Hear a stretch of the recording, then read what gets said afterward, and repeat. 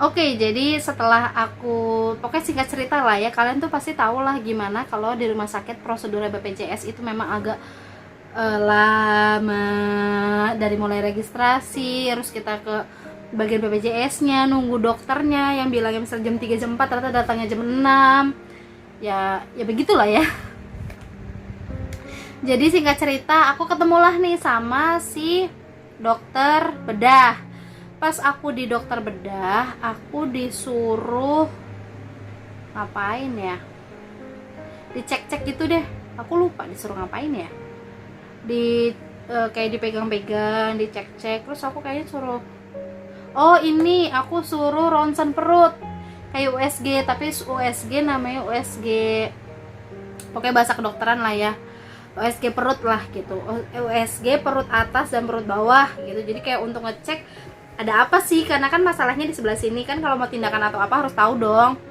Maaf kalau aku agak lupa karena emang udah lumayan lama gitu riwayatnya, cerita-ceritanya. Oke, jadi aku USG perut. Udah tuh pulang setelah USG. Next, misalnya minggu depan lah ya, karena kan BPJS tuh kayak nggak bisa langsung gitu deh. Kalau di rumah sakit itu sih prosedurnya kayak minimal bisa 3 hari kemudian gitu, atau seminggu kemudian. Oke, pas ketemu lagi sama dokter bedahnya, dibacalah tuh hasil USG-nya. Jeng jreng, ternyata aku bukan usus buntu, tapi aku ada batu. Aku bingung lah, kencing batu, itu ginjal, batu apa gitu kan. Akhirnya dijelaskan kalau aku ada batunya di ginjal, ukurannya sudah lumayan besar gitu. Nah, karena kan itu bukan ke dokter bedah dong, kan dokter bedah kan untuk bedah-bedahan. Jadi aku dirujuk lah lagi, dipindahkan lagi ke dokter urologi. Kenapa hubungannya, kenapa aku ke dokter urologi? Aku tuh suka browsing-browsing gitu, jadi kena dokter urologi tuh apa, dokter bedah tuh ngapain gitu. Dokter urologi. Di dokter urologi diceklah lagi, ternyata dibacalah lagi hasil ronsennya aku yang pasti dokter bedah. Ternyata benar di ginjal aku ada batunya dan cukup besar ukurannya. Terus aku juga ada pembengkakan ginjal sebelah kanan. Jadi kalau dokternya sih bahasanya jelasin ke aku, kan kalau ginjal itu bentuknya kayak kacang merah ya. Ini aku kasih tau nih bentuk ginjal kayak gini.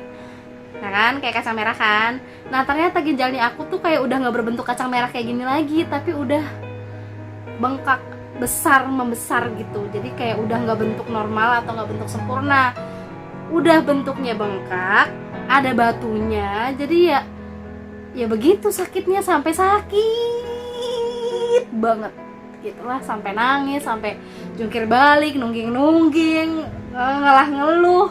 Ya pokoknya keluarga aku udah tahu banget lah kalau aku lagi kesakitan itu kayak udah nggak ada yang ganggu gitu, karena susah tidur. Aku sampai tidur nih di kasurnya kan udah spring bed ya, di atas kasur aku tambahin bantal-bantal, aku bikinin kasur lagi biar ya pokoknya gimana caranya aku tuh nyaman di kasur gitu. Ya pokoknya gitulah ya kalau kesannya. Oke, setelah dokter urologi, tindakannya aku harus dioperasi untuk ngambil si batunya. Operasinya itu namanya URS. Jadi aku kasih lihat nih URS itu apa.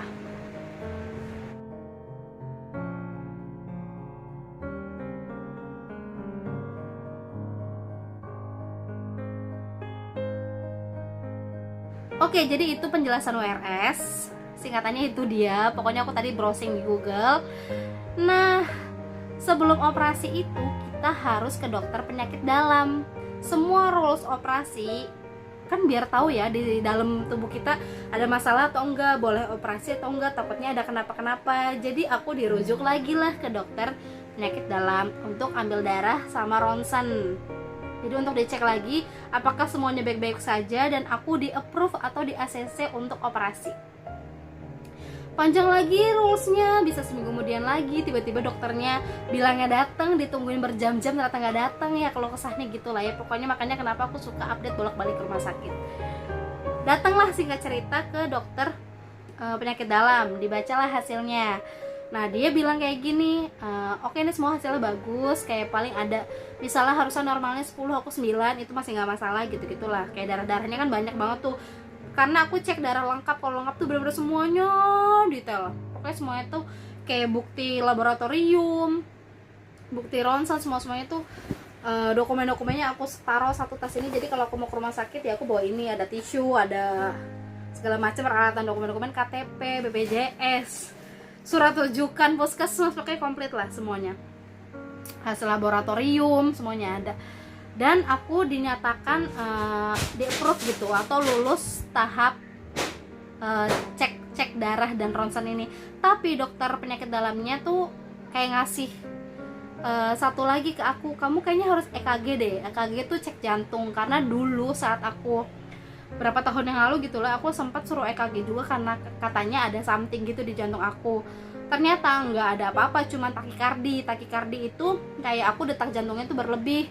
Misalnya di nadinya atau detaknya normalnya orang 1 menit 100 detak, aku 110 atau 120, kayak berdebar-debar gitu, kagetan.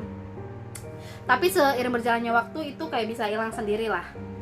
Nah, udahlah, hasil EKG keluar. Kayak langsung sih saat itu juga. Sekarang kan alat udah canggih ya, dipasang kabel di mana-mana, di tangan, di selang-selang di mana-mana gitu buat ngerekam detak jantung. Hasilnya keluar, dibaca sama dokternya ke dalam, oke juga, jantung oke, darah oke, paru-paru oke, semua oke. Barulah aku dinyatakan lulus. Era aku operasi URS itu. Oke, aku ternyata harus balik lagi dong ke dokter urologi. Nah, aku pikir langsung tindakan gitu. Ternyata enggak. Ternyata prosedurnya itu aku ke dokter urologi cuman untuk schedule. Jadi aku didaftarkan untuk jadwal operasi, karena kan ruangan operasi juga harus ada list-listnya, aku pasnya kapan gitu. Terus dokternya juga pasnya kapan. Terus aku dioperasilah di tanggal 29 April 2020. Jadwal operasi aku jam 2 siang. Oke lah, misalnya sampai di tanggal 29 April 2020. Aku suruh datang tuh udah dari jam 7 pagi. Jadi aku udah dikasih surat-surat administrasi kalau aku bakalan dirawat, bakalan operasi gitu semuanya. Udah di-approve sama BPJS juga. Terus udah dong datang ke rumah sakit. Aku langsung masuk UGD. UGD or IGD lah. IGD. Nah, aku harus cek-cek semua lah, aku langsung diinfus. Terus sekarang prosedurnya karena lagi pandemi corona, semua yang mau operasi harus rapid test dong. Jadi aku rapid test dan itu tidak di cover BPJS, 550 ribuan. Ya pokoknya hampir 600 ribu itu harus bayar saat itu juga. Kalau misalnya aku nggak bayar, nggak melakukan rapid test, aku nggak akan dioperasi. Ya jadi mau nggak mau aku harus ada uang untuk aku rapid test. Diambil 2 botol darah gitu. Nah, udahlah, hasilnya aku belum tahu apa. Pokoknya tiba-tiba siang gitu aku udah mau siap-siap dibawa ke ruang operasi. Jadi aku tuh operasinya dibawa ke ruang operasi jam 2-an. Keluar itu aku 4:30. Jadi kan prosedur di dalam itu juga lumayan lama ya, kayak aku kayaknya aku dibawa ke ruang ini dulu deh, ke ruang rawat inap dulu baru ke ruang operasi. Karena kan aku harus ganti baju operasi dulu tuh yang hijau-hijau, bener-bener nggak pakai apa-apa gitu kan. Ya pokoknya prosedurnya lah ya, sampai aku menuju ke ruang operasi, sampai aku dibius anestesi 3 kali di bagian punggung, pakai suntikan yang besar dan kita harus kayak ngedungkuk gitu. Pokoknya persis kalau kalian udah pernah ngelahirin sesar, itu persis kayak kita mau melahirkan sesar, suntiknya itu sama. Karena kan aku bakalan dibedah di bagian bawah gitu kan, perut ke bawah. Jadi perut ke bawah itu harus mati rasa sampai kaki. Ya udahlah, sepanjang operasi karena kan aku masih melihat, masih mendengar, jadi aku tahu apa tindakan-tindakan di dalam itu. Mereka juga sambil melihat kayak monitor isi dari ronsenan perut aku tuh kayak gimana, dan di situ kelihatan kayak batunya ada di sebelah mana. Nah, URS itu tuh kayak buat ngambil batunya itu kan. Nah, dokternya cerita ke aku, nyamperin pas lagi di ruang operasi. Ini kita nggak bisa ngambil batunya karena ternyata salurannya itu terlalu sempit banget ke dalam, dan alat di rumah sakit kita tuh nggak ada yang paling kecil, kayak misalnya ada ukuran 10, 8, 6, 4 gitu. Nah itu udah coba sampai ukuran yang 6, ternyata harus lebih kecil lagi 4, dan rumah sakit itu nggak punya. Jadi batu itu nggak bisa keambil dong. Jadi operasi itu kayak belum berhasil, harus ada tindakan selanjutnya. Nah sampai menunggu tindakan selanjutnya yaitu ESWL. Nanti aku bakal kasih tahu juga ESWL itu apa. Nah jadi ESWL tuh kayak kita tiduran di atas kasur yang bergetar gitu, terus jadi nanti tiba-tiba batunya pecah gitu lah. Ya pokoknya kayak gitulah ESWL. Nah, sebelum aku tindakan SWL selanjutnya, kan batunya masih ada di dalam nih. Gimana caranya biar batunya ini kayak bisa keluar dengan sendirinya mungkin ya, atau aku tetap bisa pipis juga karena kan habis di bedah-bedah. Nah, bedahnya itu tuh dari alat kelamin. Jadi di bedahnya dari situ, makanya kenapa aku harus di anestesi gitu kan. Dari alat kelamin ke ginjal, diutak-utak ketuk-ketuk, ternyata batunya nggak dapet. Akhirnya aku dipasang selang atau namanya digestan. Digestan itu bentuknya ya, aku dikasih lihat semua hasil ronsenan saat operasi gitu. Aku bakal kasih lihat ke kalian deh. Aku juga kadang nggak tahu sih yang mananya karena aku nggak begitu. Waktu itu dijelasin tapi kayak agak lupa. Ini ada foto-foto ini. Kayak ini selang untuk masuk ke dalam ginjalnya gitu deh. Jadi stand itu tuh kayak selang gitu. Nah ini nih, standnya bentuk lebih jelasnya kayak gini. Jadi dipasang di dalam ginjal sampai kandung kemih aku. Nanti bentuk jelasnya aku bakalan kasih tahu deh. Aku juga udah browsing, kayak penasaran gimana sih dalam standnya itu dipasangnya nih, kayak foto-foto standnya itu di dalam ginjal sampai kandung kemih aku. Jadi kayak bentuknya gini loh, selang gitu tapi ada ujung buletannya gitu di dalamnya.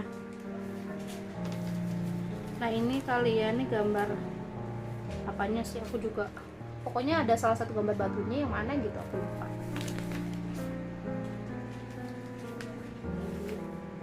Ya pokoknya gitu deh ya hasil-hasil kayak pemasangan saat operasi. Jadi operasi aku belum berhasil ternyata, jadi aku harus melakukan tindakan selanjutnya. Sampai aku melakukan tindakan selanjutnya, aku harus dipasang stand atau selang biar aku bisa pipis dengan lancar, karena kan ada kayak pendarahan setelah operasi. Aku tuh 2 hari tuh pipisnya jadi kayak keluar darah, jadi aku harus pakai kateter gitu di ruang rawat inap gitu. Udahlah, harus aku dikasih obat anti nyeri, antibiotik dan kawan-kawannya pasca operasi. Terus udah selesai operasinya, aku pulang dong ke rumah, kayak dirawat tuh 2 harian gitu deh. Karena udah pulang, terus hari pertama kayak masih kok rasanya aneh ya. Kalau kata dokternya sih wajar karena ada something atau ada sesuatu di dalam tubuh kita. Pasti kan tubuh kita kayak masih adaptasi. Apaan sih nih, benda apa ini? Jadi pasti dia sakit nggak jelas gitu deh, yang nggak bisa dirasakan.